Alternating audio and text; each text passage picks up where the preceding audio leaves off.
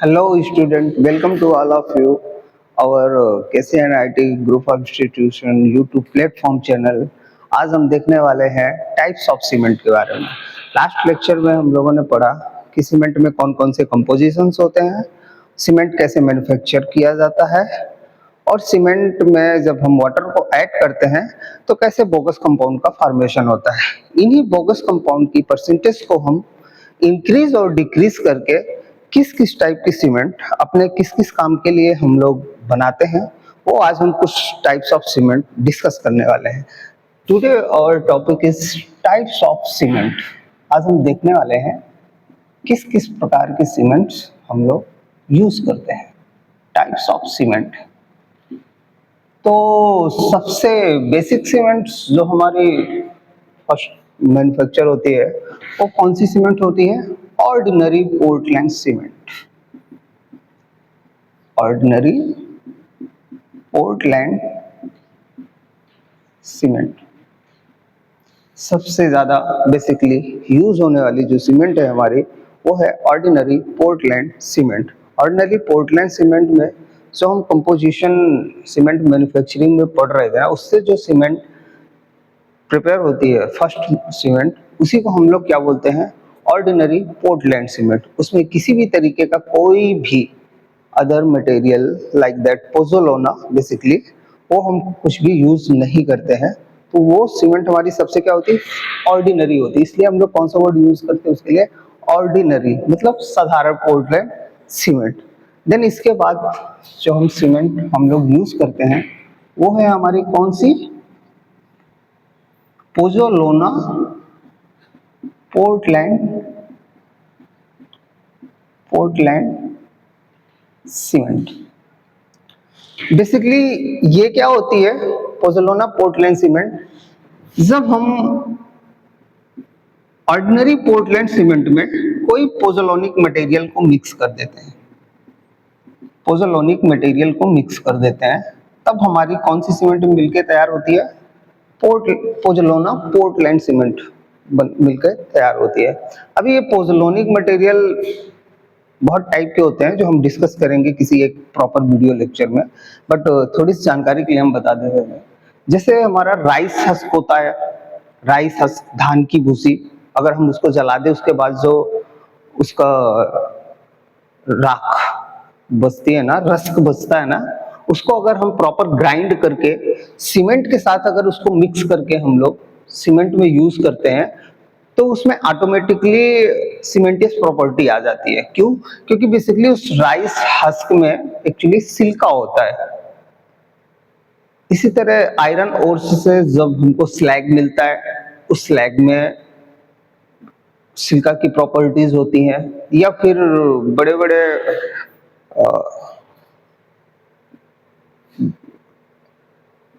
बिजली power house में जब हम कोयले को बर्न करते हैं तो जो कोयले का रस्क बचता है, कोयला जलने के बाद उसमें भी अच्छा खासा सिलिका की प्रॉपर्टीज होती है, जिसको हम बाद में अच्छे से ग्राइंड करके उसको हम सीमेंट के साथ यूज करते हैं। तो ये सब हमारे क्या होते हैं? पोज़ोलानिक मटेरियल होते हैं। इनसे जब हम कोई सीमेंट तैयार करते हैं तो उसको फिर हम लोग क्या बोलते हैं? Pozzolana Portland cement. Pozzolana Portland cement बहुत अच्छी होती है, इस अच्छी स्ट्रेंथ भी देती है, अच्छी ड्यूरेबिलिटी भी देती है, और हमारे स्ट्रक्चर को स्ट्रेंथ भी बहुत अच्छी देती है। और ये बेसिकली ओपीसी से ही तैयार होती है, बट उसमें पोज़ोलानिक मटेरियल को हम मिक्स करने के बाद हम लोग इस सीमेंट को तैयार करते हैं। देन फिर एक सीमेंट और हम देखते हैं, इसको हम लोग बोलते हैं Portland slag cement. Portland slag cement. इस स्लैग एक्चुअली में हमको कहां से मिलता है? जब हम मेटल ओर से मेटल निकालते हैं, उसके बाद जो उसमें रेसिड्यू बचता है, उसमें उस रेसिड्यू को फिर हम वापस से मैन्युफैक्चर करते हैं एक बारीक पाउडर में, बारीक पाउडर की तरह। तो इसमें हम बेसिकली Fe की क्वांटिटी बहुत अच्छी देखते हैं। तो इस ओपीसी सीमेंट के कॉन्स्टिट्यूशन के साथ ही हम लोग उस स्लैग पाउडर को मिक्स करके पोर्टलैंड स्लैग सीमेंट बनाते हैं। जो हमको बहुत अच्छे सल्फर अटैक से ये सबसे बहुत अच्छे स्ट्रेंथ देता है। और इसको हम लोग अपनी वेदर कंडीशन के अकॉर्डिंग जहाँ पर हमको रिक्वायरमेंट होती है वहाँ पर हम इस सीमेंट का यूज कर लेते हैं। देन फिर इसके बाद एक और भी सीमेंट हम लोग यूज करते हैं जिसको हम लोग बोलते हैं rapid hardening cement. Rapid hardening cement, जब हम बोगस कंपाउंड को डिस्कस कर रहे थे तब हमने इसके बारे में पढ़ा था। रैपिड हार्डनिंग का मीनिंग क्या होता है? ये बहुत ही कम टाइम में बहुत जल्दी ही हमको स्ट्रेंथ दे देता है। इसके लिए हम क्या करते हैं? इसके लिए C3S की परसेंटेज को बहुत इंक्रीज कर देते हैं और C2S की परसेंटेज को हम लोग बहुत कम कर देते हैं। तो ये हमको क्या कर देता है? अर्ली स्ट्रेंथ दे देता है। तो जहां पर हमको रिपेयर वर्क करना होता है, जहां पर हमको जल्दी फॉर्म वर्क को हटाना होता है या फिर कोई स्ट्रक्चर ऐसा बनाना होता है जहां हमको बहुत ही फास्ट उसको यूज में लाना होता है, तो वहां पर फिर हम लोग किस सीमेंट का यूज करते हैं? रैपिड हार्डनिंग सीमेंट का यूज करते हैं। बेसिकली रिपेयर वर्क में इस सीमेंट का ज्यादा यूज करते हैं क्योंकि ये बहुत जल्दी ही हमको क्या कर देता है? स्ट्रेंथ दे देता है। देन फिर इसके बाद और एक हम सीमेंट देखते हैं जिसको हम लोग बोलते हैं लो हीट सीमेंट। जैसा कि हम जानते हैं कि जब हम भारी वाटर स्ट्रक्चर डैम वगैरह बनाते हैं तो वहां पर हम लोग ऐसी सीमेंट का यूज करना चाहेंगे जो हमको बहुत प्रोग्रेसिव स्ट्रेंथ दे और बहुत अच्छा मजबूत स्ट्रक्चर फॉर्म करने के लिए है। तो वहां पर हम लोग फिर इस लो हीट सीमेंट का यूज करते हैं। ये टाइम टेकन रहती है बट हमको स्ट्रेंथ बहुत अच्छी देती है क्योंकि वहां पर जो हमारा जो स्ट्रक्चर होता है वो अंडर वाटर होता है, जिससे हमको ना सल्फर अटैक से या फिर अदर वेदर रेजिस्टेंस से हमको बहुत सेफ रखता है। तो इसमें कैसा होता है? C2S की परसेंटेज बहुत हाई रहती है in comparison of other bogus compound. In comparison of other bogus compound C2S की परसेंटेज बहुत हाई होती है, इसलिए ये स्लोली सेटिंग होता है, स्लोली हार्डनेस देता है बट हमें स्ट्रेंथ बहुत अच्छी देता है। इसलिए हम लोग इस सीमेंट का use dam construction, heavy construction में हम लोग इस सीमेंट का यूज करते हैं जहां पर भी वाटर स्ट्रक्चर मेनली हमको चाहिए रहता है। देन इसके बाद सीमेंट हम लोग यूज करते हैं सल्फर रेजिस्टिंग सीमेंट। जैसा हम जानते हैं कि सल्फर हमारे कंक्रीट स्ट्रक्चर के लिए बहुत नुकसानदायक होता है और ये बहुत जल्दी ही कंक्रीट की ड्यूरेबिलिटी को अफेक्ट कर देता है। इसलिए हम चाहेंगे कि हमारे सीमेंट ऐसा हो जो हमको सल्फर अटैक से अच्छा प्रोटेक्ट करे।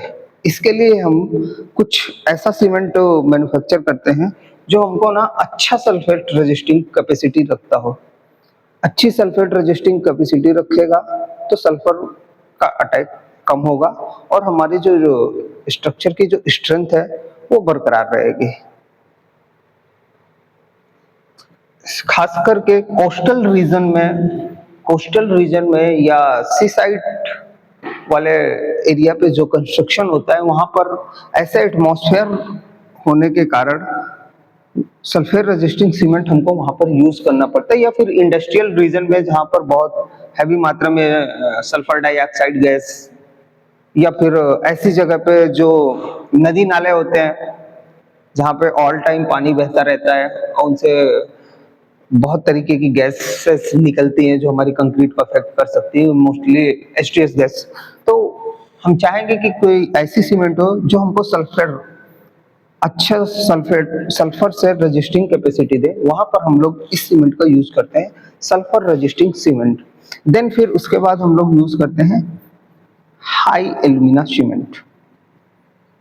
हाई एल्यूमिना सीमेंट, जैसा हम जानते हैं कि जो बोगस कंपाउंड हमारे C3A एंड C4AF होते हैं वो हमको अर्ली सेटिंग टाइम प्रोवाइड करते हैं। तो ये एक ऐसी सीमेंट है जहां पर हमको रिक्वायरमेंट है कि हमारा जो कंस्ट्रक्शन हुआ है वो जल्दी सेट हो जाए। जल्दी सेट हो जाए।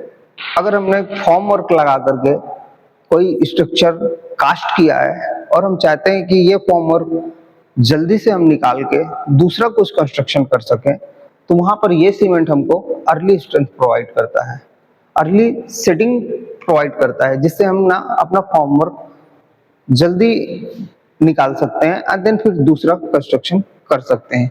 इसी में हम लोग बेसिकली एक सीमेंट और यूज करते हैं जिसको हम लोग बोलते हैं व्हाइट सीमेंट।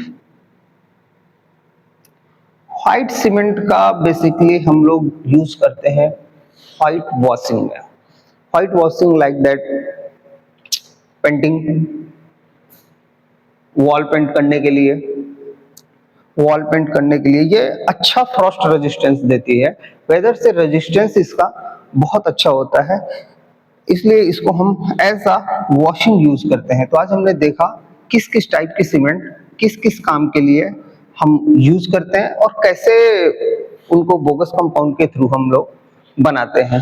नेक्स्ट लेक्चर में हम डिस्कस करेंगे कि सीमेंट की प्रॉपर्टी को चेक करने के लिए कौन कौन से टेस्ट करते हैं। Thank you.